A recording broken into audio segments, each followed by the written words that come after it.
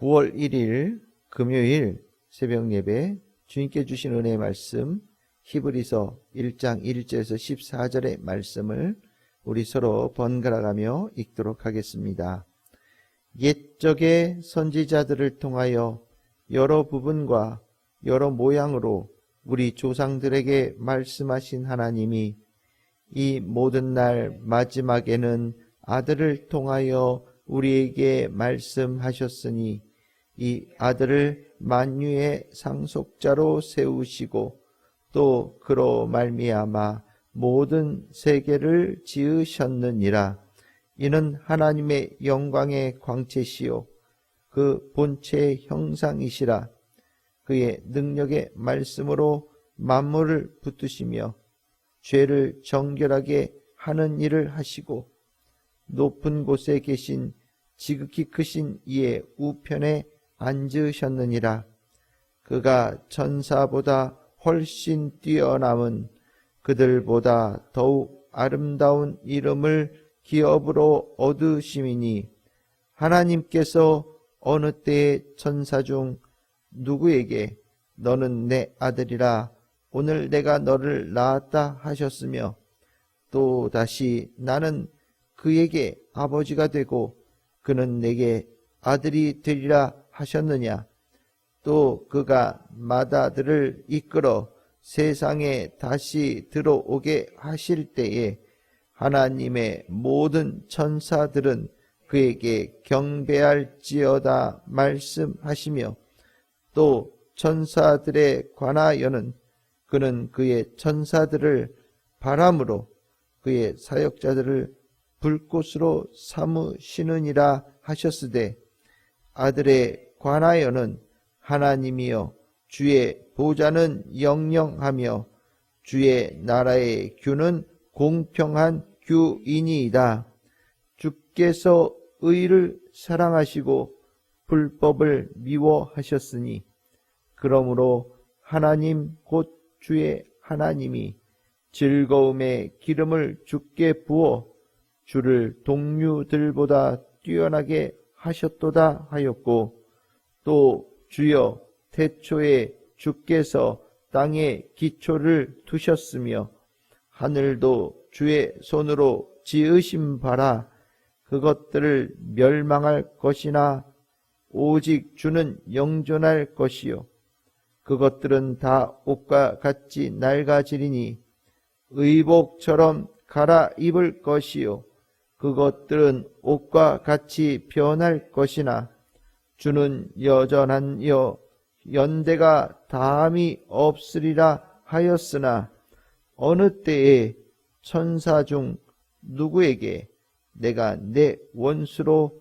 내 발등상이 되게 하기까지 너는 내 우편에 앉아 있으라 하셨느냐. 모든 천사들은 섬기는 영으로서 구원받을 상속자들을 위하여 섬기라고 보내심이 아니냐. 아멘. 할렐루야. 오늘 저희들 9월 1일 금요일 새벽 예배 히브리서 1장 1절에서 14절의 말씀으로 함께 은혜를 나누도록 하겠습니다. 오늘서부터 9월에 저희들이 묵상할 말씀은 히브리서의 말씀입니다. 히브리서는 우리 글로는 잘 표현이 안 되지만 굉장히 잘 쓰여진 헬라어 그 문체라고 얘기를 합니다. 그래서 좀 번역하기도 때에 따라서는 좀 어려울 때도 있고 또 약간 읽을 때에 따라서는 복잡하게 느껴질 수도 있지만 히브리서는 기본적으로 설교입니다. 무엇을 설교합니까? 예수 그리스도께서 하나님의 아들이시다. 예수는 하나님의 보내신 메시아다라는 것을 증거하는 설교입니다. 그러다 보니 예수님을 잘 믿으라. 예수를 믿는 것이 중요하다라는 것을 히브리서에 기본적으로 전하고 있고 그 예수 믿는 성도들이 살아가며 이런저런 일을 당하지만 우리가 믿고 따르는 예수님이 귀한 분이라는 것을 전하면서 예수 따르는 것을 절대로 벗어나서는 안 된다. 오히려 예수를 더욱더 더 힘있게 따라야 된다라고 전하는 메시지가 이 히브리서 전반에 흐르고 있는 하나의 중요한 주제다라고 저는 생각을 합니다. 오늘 이 히브리서를 시작하면서 이 히브리서를 설교하고 있는 이 저자는 예수님이 어떤 분이신가 라는 것을 우리에게 중요한 몇 가지의 말씀으로 전해주고 있어요. 우리가 예수를 귀한 분으로 모시는 것, 오늘 예수님이 우리에게 어떤 귀한 축복을 주시는 분이시기 때문에 우리가 예수님을 귀하게 모신다라고 생각할 수도 있겠지만, 실은 예수님은 우리에게 축복을 주시는 거하고 상관없이 그냥 귀한 분이에요. 예수님은 그냥 존귀하신 분이십니다. 그래서 우리가 예수를 믿는 것이 마땅한 거예요. 우리가 예수님이 하나님의 아들이라는 것을 깨닫게 되어진 것, 이거 대단한 축복이죠. 왜냐하면 세상에서 가장 존귀한 분을 알게 되어지는 은혜를 입었기 때문입니다. 또한 우리가 예수님을 알고 믿게 되어지면서 또 더 귀한 축복을 얻게 되어지는데, 그것이 무엇이냐면 예수님을 통하여서 하나님을 제대로 아는 하나님의 백성이 되어진다라는 겁니다. 그래서 우리는 이 귀한 믿음을 가지고 우리가 살아갈 수 있도록 베푸신 하나님의 은혜를 잘 알아야 되고, 우리가 이 말세 때, 마지막 때에 살아가는 성도로서 더 예수님 잘 알고 그 존귀하신 예수님을 더욱 존귀하게 여기면서 예수님 굳건하게 믿고, 또 예수님을 통해서 하나님 잘 믿어서 이 말세 때에 더욱더 빛나는 하나님께서 인정하시는 성도로 살아가야 되고, 또 그것이 우리에게 주어진 가장 중요한 축복이라는 것을 꼭 기억해야 되겠습니다. 이 9월의 한 달 우리가 히브리서의 말씀을 이렇게 나누면서 우리 성도님들의 믿음이 나날이 굳건해지기를 소망합니다.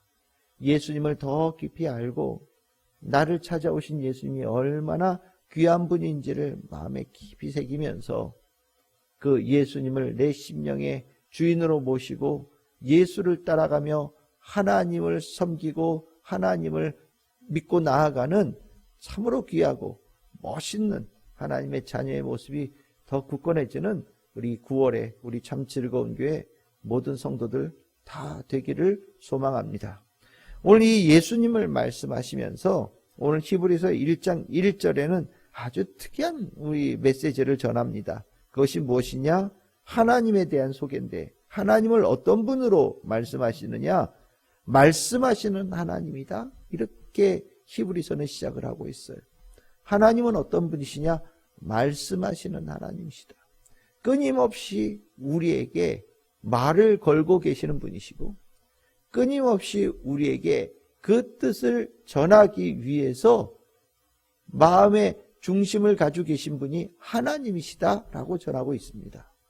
말씀하시는 하나님에 대해서 우리가 가져야 될 모습이 무엇이 되어야 되겠습니까?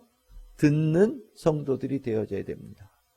말씀하실 때는 우리에게 들어라 라는 의미로 말씀하시는 거거든요. 이 말씀하시는 하나님께서 어떻게 말씀하셨느냐? 1절에 보시면 옛적에 선지자들을 통하여 말씀하셨다라고 얘기합니다. 우리가 선지자 그러면 구약 성경에 있는 예언자들 우리 생각할 텐데, 여기 있는 선지자들을 우리가 표현할 때는 그냥 하나님의 사람들, 하나님께서 이 사람 저 사람 하나님의 사람들을 세우시고 보내셔서 하나님은 끊임없이 우리들에게 말씀을 하셨다라는 겁니다. 오늘 특별히 유대인들에게 하나님은 끊임없이 말씀하시고 말씀을 걸고 계시고 그들이 귀를 열어서 듣기를 원하시는 일들을 멈추지 않으셨다라는 거예요. 그 선지자를 통해서 하실 때 어떻게 하셨냐면 여러 부분과 여러 모양으로 하셨다라고 얘기를 합니다. 여러 모양과 여러 부분이라고 하는 것은 다양하게 여러 차례 거듭해서 하나님이 할 수 있는 모든 방법을 통하여서 말씀하셨다라고 얘기하고, 수많은 이런 사람들 저런 사람들, 하나님은 정말 다양한 사람들을 하나님의 사람으로 세우셔서 하나님의 말씀을 전했다라는 겁니다. 그럴 수 있지요. 학교 선생님으로 일하는 사람들에게 하나님의 말씀을 전하실 때는 선생님 중에 한 사람을 세우셔서 말씀을 전하실 수도 있고, 또 저 강원도에 있는 사람들에게 말씀을 전하기 위해서는 강원도에 살고 있는 사람을 세우셔서 말씀을 전할 수도 있고, 나이가 많은 분들에게 말씀을 전하시기 위해서는 나이가 많은 분들 중에 한 사람을 택하셔서 말씀을 전하기도 하시고, 또 청소년들, 젊은 친구들에게 말씀을 전하기 위해서는 때로는 그들의 스승되어지는 사람을 통해서도 말씀하시고, 그들의 또래를 통해서도 말씀하시고, 하나님은 어쨌든 한 사람도 빠짐없이 다 하나님의 말씀을 듣게 하기 위해서 하나님의 모든 방법을 다 동원하셨다라는 겁니다. 그런데 이것이 그리 긍정적이지는 않지요.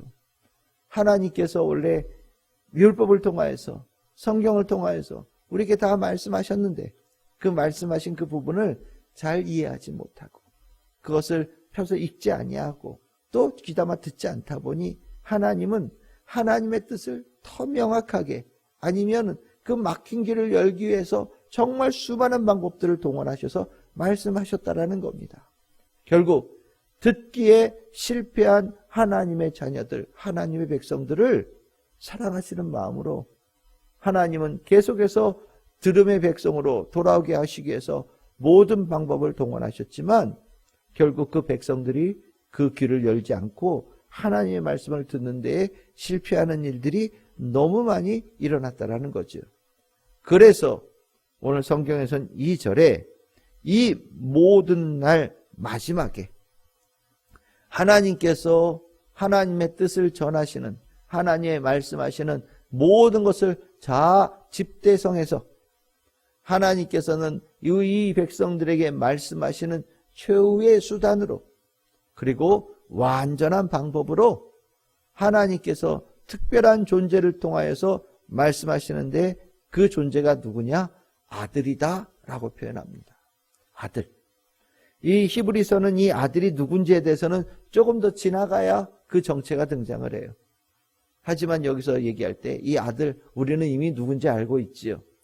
예수님을 통하여서 하나님께서 말씀하신다 라고 얘기합니다. 결국 이 아들을 하나님께서 통하셔서 이 모든 날의 마지막에 말씀하신다라는 것을 깨닫고 나면 이 아들이 하는 말에 대해서만큼은 절대로 놓치지 말아야 되는 거죠. 이 아들을 통해서 하시는 말씀은 일종의 막차와 같은 거예요. 이 막차를 그냥 보내고 나면 더 이상 탈 차가 없는 겁니다. 하나님께서 마지막으로 말씀하신 이 예수의 말씀조차도 듣지 못한다면 그 귀는 구제받을 수 없는 귀예요. 구원받을 수 없는 귀가 되는 겁니다. 하나님께서 아들을 통하여서 말씀하셨다라는 귀 가운데는 하나님이 가지고 계신 이 절박한 마음, 하나님이 가지고 계시는 이 뜨거운 사랑의 마음을 이해할 수 있어야 되는 거예요. 이 가운데는 비장함이 있는 겁니다. 이 비장함을 우리가 알게 되어지고 우리가 이것을 느낄 때 예수님의 말씀에 대해서 온 마음으로 집중하여서 들을 수 있는 성도가 되어지는 겁니다. 하나님께서 우리를 사랑하셔서 예수 그리스도를 보내주셨다. 우리를 너무너무 사랑하시는구나 라는 것으로만 들어서는 예수님이 이 땅에 오신 그 의미를 다 알지 못합니다. 하나님께서 얼마나 비장한 각오로 우리를 구원하고자 하는 뜻을 가지고 계셨는지, 그리고 얼마나 절박함을 가지고 이 땅의 백성들을 구원하기를 원하셨는지가 바로 이 아들을 보내야 되겠다라는 결단 속에 있다라는 것을 기억해야 할 것이고, 그것을 알게 되어질 때 예수의 마음, 예수의 말씀을 정말 세상에서 가장 귀한 소식, 그 예수의 말씀을 세상에서 가장 기쁜 소식, 예수님의 그 말씀을 세상에서 가장 복된 소식으로 그 말씀으로 들을 수 있는 자의 마음에 준비가 되어지는 겁니다. 이 아들 속에 넣어놓으신 하나님의 사랑을 이해하게 되어질 때 우리는 이 뒤에 나오는 이 수많은 메시지가 나를 향하신 하나님의 절박한 하나님의 사랑의 메시지, 하나님의 그 비장한 하나님의 사랑의 메시지라는 것을 깨닫게 되어지는 거죠. 이 아들은 육신의 몸을 가지고 있고 왔어요. 우리가 똑같은 육신의 몸으로 이 땅에 오신 분이십니다. 그러다 보니 몇몇 사람들은 이 육신의 몸을 가지고 이 땅에 오신 예수를 그렇게 귀하게 여기지 않는 사람들도 있었던 것 같습니다. 모름지기 귀한 존재는 이 더러운 육신을 입고 이 땅에 태어나지 않아. 적어도 모름지기 귀한 존재는 날개 달리고 적어도 하늘을 날아다니고 하나님께서 특별하게 영적인 존재로 만든 천사 정도는 돼야지. 어떻게 귀한 존재가 이 더러운 육신을 입고 이 땅에 나타날 수 있겠어? 육신을 입고 이 땅에 태어난 존재 중에 귀한 존재는 없어 라고 생각하는 사람들이 많았던 것 같아요. 아마 지금은 우리는 천사에 대한 얘기를 실은 많이 하지는 않습니다. 왜냐하면 구약 성경에는 천사 참 많이 나오지만 실은 우리는 신약 성경에서 천사에 대한 언급은 굉장히 많이 줄거든요. 왜 그럴까요? 하나님 그분이 우리와 함께 하시기 때문이죠. 성령 하나님께서 우리와 함께 하시기 때문에 굳이 하나님께서 부리시는 천사들에 대한 이야기를 우리가 굳이 할 이유가 없는 거예요. 그런데 이 히브리서를 읽고 있을 때 읽는 사람들은 천사의 존재를 대단히 존귀한 존재, 천사의 존재를 대단히 영광스러운 존재라고 생각을 했던 것 같습니다. 그러다 보니 육신의 몸을 입고 이 땅에 보내신 그 아들이 천사보다 귀한 존재라는 것을 먼저 설득하고 가르칠 이유가 있었던 것 같습니다. 그래서 4절서부터 14절까지 구약 성경의 여러 성경 본문들을 인용하면서 이 아들 천사와 비교할 수 없이 높은 분이라는 것을 강조하고 있어요. 그것을 우리가 그냥 가로치고 우리는 이해도 되겠다는 생각이 들어요. 당연하지 않습니까? 하나님의 아들이 얼마나 존귀한 분인지 우리는 이미 잘 알고 있기 때문에 4절서부터 13절까지는 이렇게 가로치고 보게 되어진다면 결국 중심 메시지는 1절에서 3절인 거예요. 그 하나님께서 보내신 아들이 존귀한 존재다. 우리에게 가르쳐주는 거죠. 거기 2절에 보시면 그 아들은 어떤 존재냐? 만유의 상속자다. 모든 것에 모든 만물 피조물의 주권자다라고 말씀하시는 겁니다. 그리고 하나님은 그로 말미암아서 모든 세계를 지으셨다라고 성경에서 얘기합니다. 그 아들 예수는 어떤 분이시냐? 모든 만물을 창조하실 때 하나님께서 창조하실 때 동참하신 분이시다. 즉 하나님 그분이다라고 얘기하는 거예요. 그리고 3절에는 뭐라고 얘기합니까? 하나님의 영광의 광채다. 우리가 하나님이라고 직접 말씀할 수 없다고 제가 가르쳐 드렸죠. 하나님에 대해서 표현할 때는 하나님이라고 직접 표현하지 못하고 그냥 하나님의 영광 이렇게 보통 표현하거든요. 하나님의 영광이라고 하는 것은 하나님 그분이에요. 근데 하나님 그분의 뭐라고 표현합니까? 광채다. 이 광채라는 뜻이 뭘까요? 하나님이 우리 눈에 보일 수 있고 우리가 알 수 있도록 완전히 모든 것을 계시하신, 모든 것을 다 나타내신 분이 바로 예수님이다. 예수님을 통해서 우리는 하나님이 어떤 분이신지를 제대로 알 수 있다라고 얘기하는 거예요. 그래서 그 뒤에 나오는 것이 그 본체의 형상이다. 하나님이 어떤 분이신지 우리가 눈으로 볼 수 있도록 육신의 몸으로 이 땅에 오신 분이 바로 예수님이시다. 이렇게 표현하고 있고 그 다음에 나오는 말씀은 그의 능력의 말씀으로 만물을 붙드신다.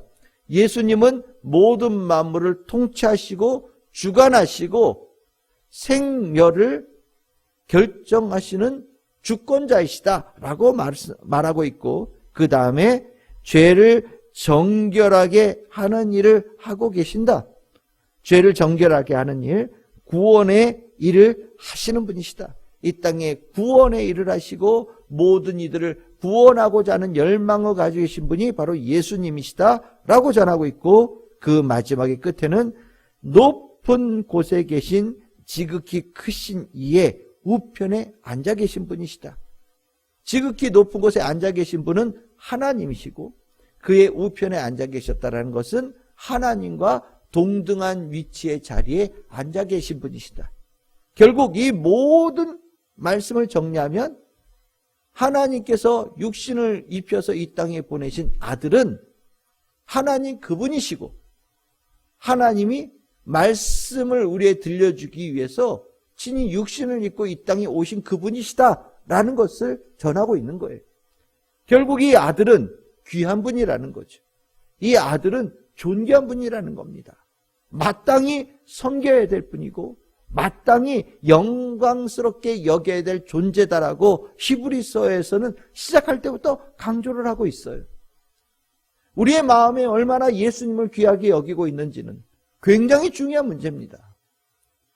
예수를 귀한 분으로 알면 예수를 믿고 따르는 것이 당연히 확고해지는 거예요. 예수가 얼마나 귀한 분인지 모르다 보니 예수의 말씀을 들어도 귀뚱으로 듣는 거예요. 예수님께서 귀한 사랑의 말씀을 주셔도 하나님께서 나를 구원하시는 말씀으로 듣지 못하는 겁니다. 결국 우리가 예수를 얼마나 귀한 분으로 알고 있고 그것을 믿느냐에 우리의 신앙에 정말 그 귀한 모든 것이 다 달려있다라고 생각해도 과언이 아닌 겁니다.